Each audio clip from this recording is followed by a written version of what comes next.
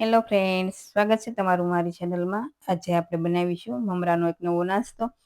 આ નાસ્તામાં આપણે કોઈ પણ ચટણીનો પણ ઉપયોગ નહીં કરીએ અને માત્ર 5 જ મિનિટમાં બનાવીને તૈયાર કરીશું. જો તમે આ રીતે એકવાર નાસ્તો બનાવી લીધો તો બહારની પાણીપુરી, સેવપુરી, દહીંપુરી બધું જ ભૂલી જશો અને આ જ રીતે બનાવશો. તો ચાલો બનાવીએ.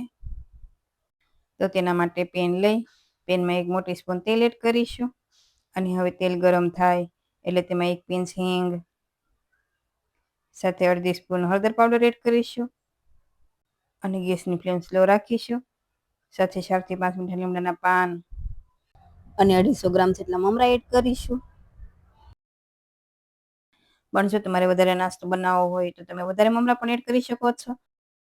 અને હવે ગેસની ફ્લેમ સ્લો પર રાખી 4 થી 5 મિનિટ જેવું સાતળશું એટલે મમરા છે સારા એવા ક્રિસ્પી થઈ જશે અને હળદરનો સારો કલર પણ આવી જશે. તો હવે 4 થી 5 મિનિટ જેવું થઈ ગયું છે. મમરા પણ સારા ક્રિસ્પી થઈ ગયા છે. તો આ રીતે તમારે ચેક કરી લેવાના. મમરા પણ સારા ક્રિસ્પી એવા થઈ ગયા છે. તો હવે આપણે ગેસની ફ્લેમ બંધ કરીશું અને ગરમ મમરામાં જ આપણે લાલ મરચું પાવડર એડ કરીશું.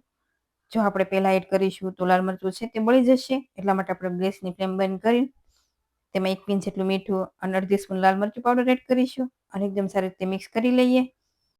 તો મીઠું તો મમરામાં ઓલરેડી હોય જ છે, પણ આપણે 1 પિંચ જેટલું એડ કરીશું.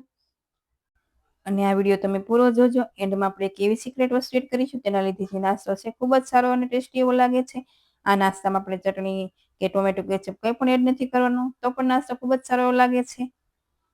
તો એક બાઉલ લઈ તેમાં 2 થી 3 સ્પૂન જેવું દહીં એડ કરીશું. દહીં વધારે ખાટું નહીં અને વધારે મોળું નહીં, એ રીતે મીડિયમ હોય એવું હોય એ રીતે લેવાનું છે.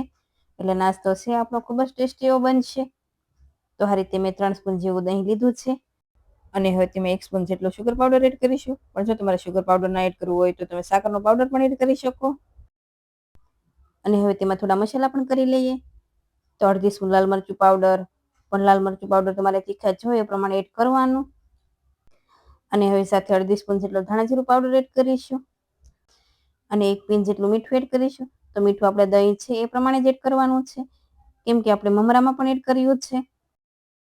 અને નાસ્તો બનાવીએ ત્યારે આપણે ચાટ મસાલો પણ એડ કરીશું, એટલે તમારે મીઠું છે અત્યારે ઓછું જ એડ કરવાનું છે. તો આ દહીંને આપણે થોડું પતલું રાખવાનું છે. તો તેમાં આપણે 2 થી 3 સ્પૂન જેવું પાણી એડ કરીશું અને તેને સારી રીતે ફેટી લેશું. તો જો આ રીતે બાળકોને તમે નાસ્તો બનાવીને આપશો તો તે બહારનો નાસ્તો પણ ભૂલી જશે અને સાંજની નાની મોટી ભૂખ માટે પણ તમે આ બનાવી શકો.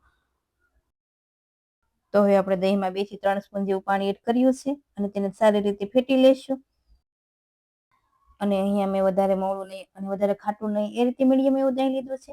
પણ જો તમારું દહીં વધારે ખાટું હોય તો તમારે થોડો શુગર પાવડર વધારે એડ કરી દેવાનો અને આ રીતે મિક્સ કરી થોડો ટેસ્ટ કરી લેવાનો. તો હવે આપણે દહીંને સાઈડમાં રાખીશું અને હવે સાથે આપણે નાસ્તો પણ બનાવી લઈએ. તો મમરા ઠંડા થઈ જાય એટલે આપણે તેને એક બાઉલમાં થોડા એડ કરીશું. અત્યારે તમારે જેટલો નાસ્તો બનાવવો હોય એ પ્રમાણે મમરા લેવાના. બીજા વધે તે મમરા તમે એરટાઇટ બોટલમાં ભરી મહિના સુધી સ્ટોર પણ કરી શકો. અને આ નાસ્તો સર્વ કરવો હોય ત્યારે તમે આ રીતે બનાવી પણ શકો. તો હવે મેં એક મીડિયમ સાઇઝના ટમેટાને આ રીતે નાના ટુકડા કરી લીધા છે, તે એડ કરીશું. સાથે એક મીડિયમ સાઇઝની ડુંગળી પણ એડ કરીશું. જો તમે ડુંગળી ન ખાતા હોય તો તમે સ્કીપ પણ કરી શકો, તો પણ નાસ્તો ખૂબ જ સારો એવું લાગશે. અને હવે તેમાં થોડા દાડમના દાણા એડ કરીશું અને થોડા લીલા ફ્રેશ ધાણાના ટુકડા એડ કરીશું અને સાથે 1 પિંચ જેટલું મીઠું એડ કરીશું. જો આપણે મમરામાં પણ મીઠું એડ કર્યું છે, દહીંમાં પણ મીઠું એડ કર્યું છે, તો અત્યારે ટમેટા અને ડુંગળી એડ કરી છે એ પ્રમાણે આપણે મીઠું એડ કરીશું. અને હવે તેમાં 1/2 સ્પૂન જેવો ચાટ મસાલો એડ કરીશું. આ મસાલો એડ કરવાથી નાસ્તો છે ખૂબ જ ચટપટો એવો બનશે. અને હવે બધા મસાલાને એકદમ સારી રીતે મિક્સ કરી લઈએ. અને આ નાસ્તામાં તમારે બુંદી કે ચણાની મસાલા દાળ એડ કરવી તો પણ કરી શકાય.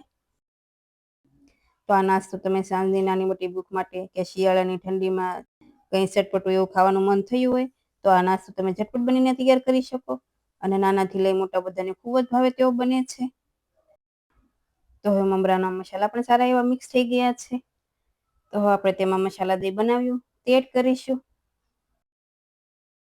અને સારી રીતે મિક્સ કરી લેશું. તો તમારે એમાં ખાસ વાતનું ધ્યાન રાખવાનું છે કે નાસ્તો તમારે સર્વ કરવો હોય ત્યારે દહીં એડ કરવાનું, એટલે નાસ્તો એકદમ સારો એવો લાગે અને ક્રિસ્પી એવો પણ રહેશે.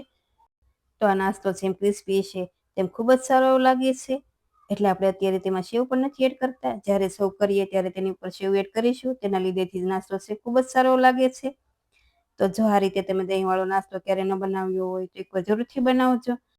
આ નાસ્તામાં આપણે એક પણ ચટણીનો પણ ઉપયોગ નથી કર્યો, તો પણ એકદમ ચટપટો અને ટેસ્ટી એવો બન્યો છે. અને ઝટપટ બનાવીને આપણે તૈયાર પણ કરી લીધો છે. તો આપણે તેને હવે સર્વ કરીશું. તો જો આ નાસ્તો તમે એકવાર બનાવી લીધો તો આ જ રીતે બનાવશો એટલો ટેસ્ટી એવો બને છે. તો હવે આપણે તેને સર્વ કરીશું.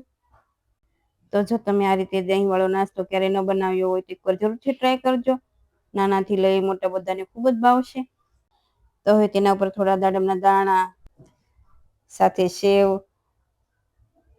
અને ધાણાથી ગાર્નિશ કરીશું. તો તમને આ રેસીપી કેવી લાગી તે મને કમેન્ટમાં કહેજો. અને જો આ રીતે તમે ક્યારેય નાસ્તો ન બનાવ્યો હોય તો એકવાર જરૂરથી ટ્રાય કરજો. અને મને કમેન્ટમાં કહેજો કે તમને આ રેસીપી કેવી લાગી. જો રેસીપી ગમી હોય તો વિડીયોને લાઈક કરજો, શેર કરજો અને મારી ચેનલને સબસ્ક્રાઈબ કરજો. અને આવી જ નવી રેસીપીઓ જોવા માટે બેલ આઇકન પ્રેસ કરજો. Thank you for watching.